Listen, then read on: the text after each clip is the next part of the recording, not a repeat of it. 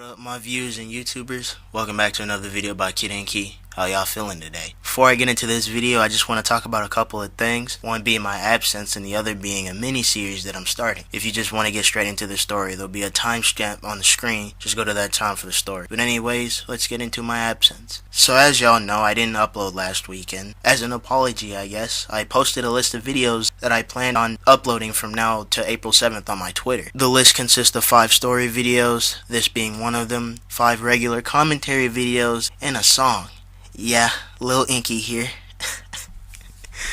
Nah, but I'm just planning on recording a song for y'all to hear pretty soon too. There are release dates for each and every one of the videos on the list, so if you want to put it on your calendar, feel free to do so. The last thing I want to talk about before I get into the video is the mini-series that I'm starting. I'm going to be starting a mini-series of a story called The Runaway. Basically, the story is my adventures of me being a runaway. The mini-series will consist of 3 parts. Each part will be on my channel every Saturday, starting today. Next Saturday, you'll get a part 2, and the one after next, you'll get a part 3. So now that I've got that out of the way, let's play Cocaine on My Pants.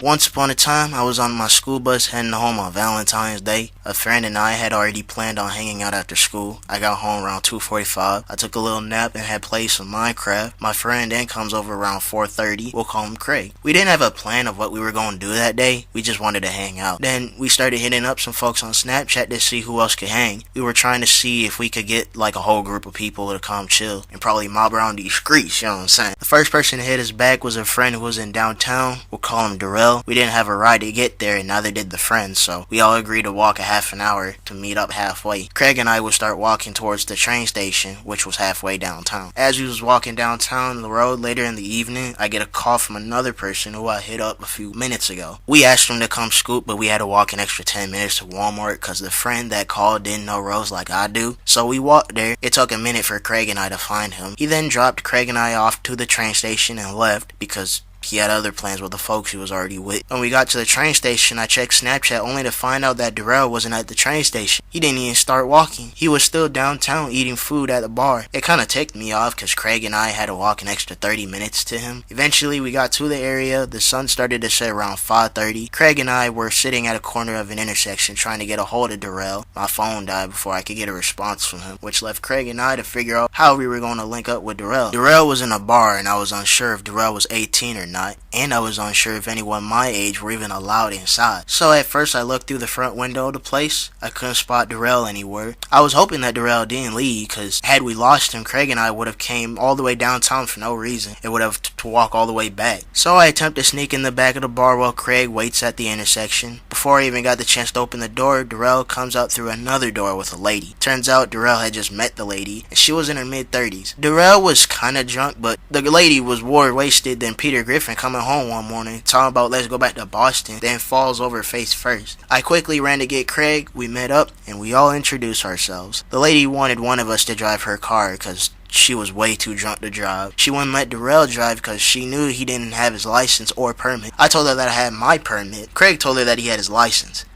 which was a lie at the time. His driver's test is on the first week of March and he had already gotten his driving hours down, so he was going to get his license. The lady then wanted Craig to drive her car. I'm over here trying not to laugh my ass off because, look, it's a drunk middle-aged woman letting a random teenager drive her car and she just met all of us today. What's the worst that could happen? So Craig hops in the driver's seat. Me and the lady hops in the back. We went to Caribou for no reason. The lady then mentions that she's been wanting Coke, and I ain't talking about the soda. Yep. This lady's a drug addict. Apparently, since Darrell and the lady met, Darrell was responsible for getting this lady $200 worth of cocaine. The sad part is that she was willing to pay that much for it. I say that because I don't condone any drugs other than weed. So I'm in the back seat trying not to laugh at anything that's going on. I don't know what was going on with me, man. Darrell also mentions that he can't hit up his dealer yet because he don't got service on his phone, nor does he have internet. Craig told them that I had internet at my crib and they could come over since he knew that no one was at my house at the time. I wouldn't have a problem with that at all. So we go to a nearby convenience store to buy some snacks, then we go to my house. We got to my house at around 6 p.m. Darrell was trying to get a hold of the coke dealer. Craig was just chilling on the couch. I was trying to pay the house phone bill with a certain card number that my mom bought, and the lady was about ready to pass out on the couch. Craig randomly mentions that we could get free weed from this guy he knew. He didn't know where he lived or where he was at the time, but he knew that he works at McDonald's just like he does, and apparently he's one of those guys who likes to bring a supply wherever he goes. The lady don't smoke weed, but she was offering us to borrow her car, run to McDonald's, pick up, and come back. I look at Craig. Craig looks at me,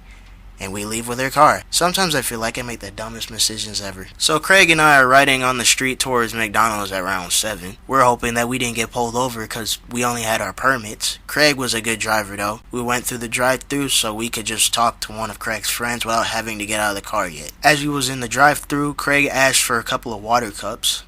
These fools got the fucking nerve to charge us 64 cents for 2 water cups. Craig and I decided to scramble through the car to find money. We couldn't find shit. I had to believe that the lady had just got the car because there wasn't shit in it. And the only thing we found in the glove compartment was a car's owner's manual. So we go straight to the second window. Craig recognizes the guy at the window because they work the same job. Craig was telling them that being charged for water is dumb, especially because he works there. The guy tells Craig that if we want a cup of water, we'd have to come inside. So we did.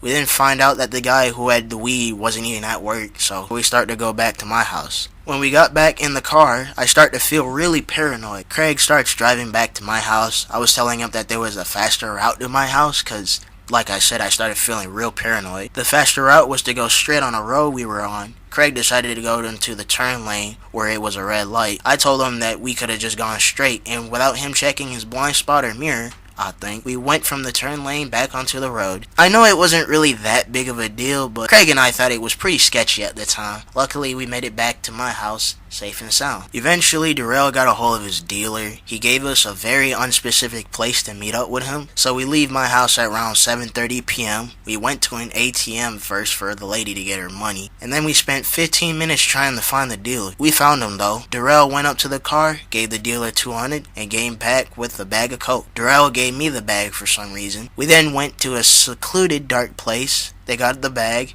released the product on a picture frame, sorted out the amounts with a debit card, and something was wrong. Turns out it wasn't cocaine. We never figured out what it actually was, but we did figure out that this dealer scammed us out of $200. Usually when someone gets scammed for that kind of money, you can imagine that some shit was gonna go down. So we was in the car. The lady was upset because she just wasted $200 on some white stuff, so we tried to cheer her up. Craig thought it'd be a good idea to go to a parking lot behind the school that no one parks in, especially in this time of year, because not only that the parking lot isn't really used for parking anyways, it was also covered in snow. So Craig decided to whip shitties, which is basically drifting. Within 30 seconds, a cop car blares his sirens while he approaches us. Craig quickly went to the back seat and threw the lady in the driver's seat before the cop approached us at the window. While that happened, Darrell throws a bag of coke to me and it splattered all over my pants. The cop gets out of the car, approaches the window, and the lady rolls the window down. Mind you,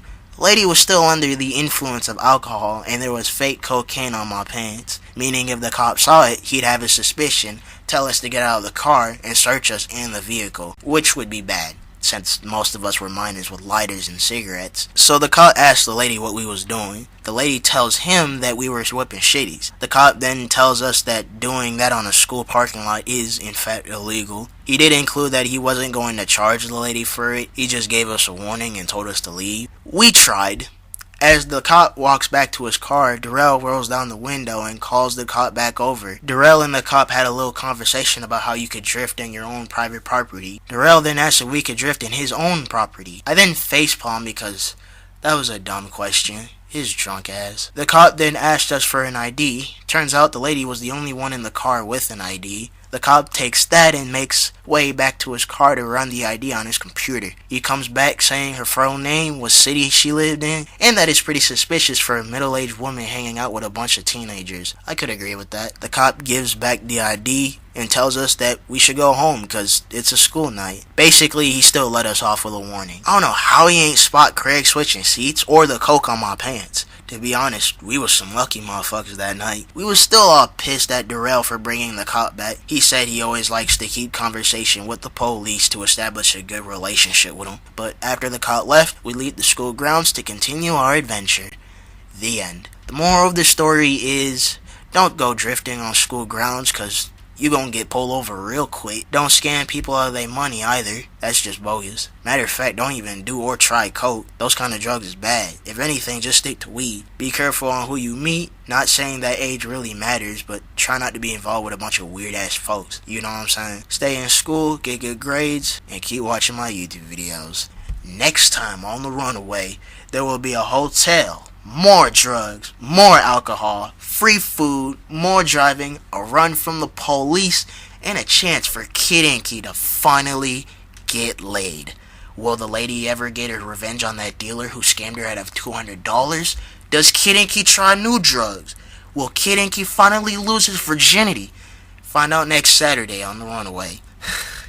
Well, that should conclude part 1. Thank y'all for watching this video. I really appreciate it. If y'all like this video, please give it a like. Subscribe to this channel if you're new to my content. Follow me on Twitter at KiddaPlux. Add me on Snapchat at KidDinkin. Join my Discord channel. All the links will be in the description below. Share this video to any middle-aged people. And I'll see y'all in the next video. Peace out. Sauce.